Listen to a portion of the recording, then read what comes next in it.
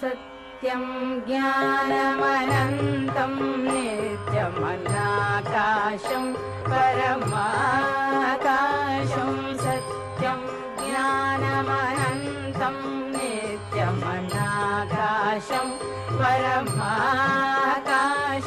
गोष्ठप्राङ्गणरिङ्गणलोलमनायासं परमायासं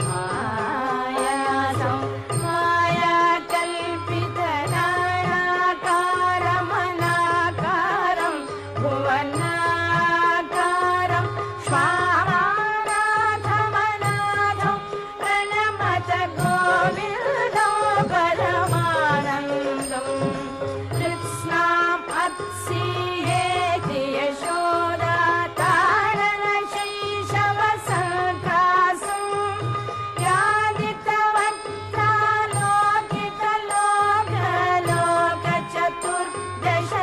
यादितवक्त्रालोकितलोकचतुर्दशलोकालिं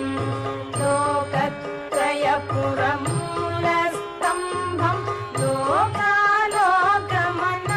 लोकालोकमनालोकं लोकेशं परमेशं प्रणमत गोविन्दं परमानन्दं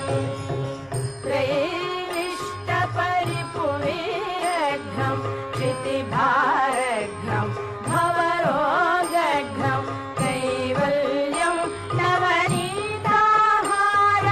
नवनीताहारमनाहारं भुवनाहारं वैमल्यस्फुटचेतो वृत्तिविशेषाभासम् अनाभासं शैवं केवलशान्तं प्रणमत गोविन्दं परमानन्दं गोपालं प्रभुलीला विग्रह गोपालं कुलगोपालं गोपीखेलन गोवर्धनधृत लीलालालित गोपालं गोभिर्निगदित गोविन्दस्फुटनामानं बहुनामानं गोधीगोचरदूरं प्रणमत गोविन्दं परमानन्दं गोपीमण्डलगोष्ठीभेदं भेदावस्थमभेदाभं शश्वद्गोखुरनिर्धूतोद्गत धूళीधूसरसौभाग्यं श्रद्धाभक्तिगृहीतानन्दमचिन्त्यं चिन्तितसद्भावं चिन्तामणिमहिमानं प्रणमत गोविन्दं परमानन्दं स्नानं व्याकुलयोषित् वस्त्रमुपादायागमुपारूढं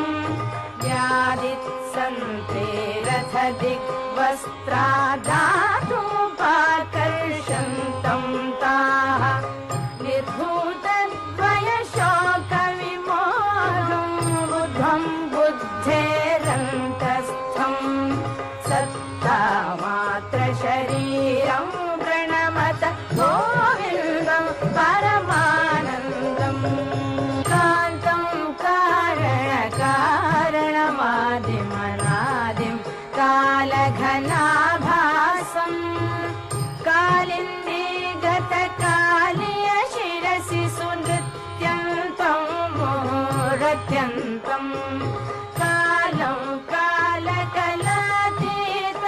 कलितारेशं कलिदोषघ्नं कालत्रयगतिहेतुं प्रणमत गोविन्दं परमानन्दं वृन्दावनभुवि वृन्दारकगण वृन्दाराधितवन्द्येऽहं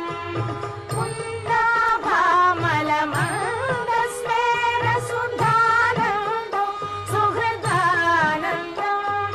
वन्द्याशेष महामुनिमानस वन्द्यानन्दपदद्वन्द्वं वन्द्याशेषगुणाब्धिं प्रणमत गोविन्दं परमानन्दम्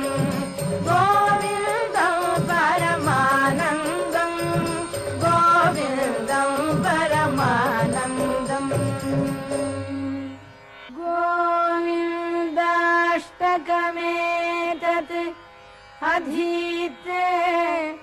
गोविन्दार्पित चेतायः गोविन्द अच्युत माधव विष्णु गोकुलनायक कृष्णेति गोविन्दाङ्घ्रि सरोजध्यान सुधा जलधौत समस्ताघः गोविन्दं परमानन्दामृतम् अन्तस्थं स तमभ्येति।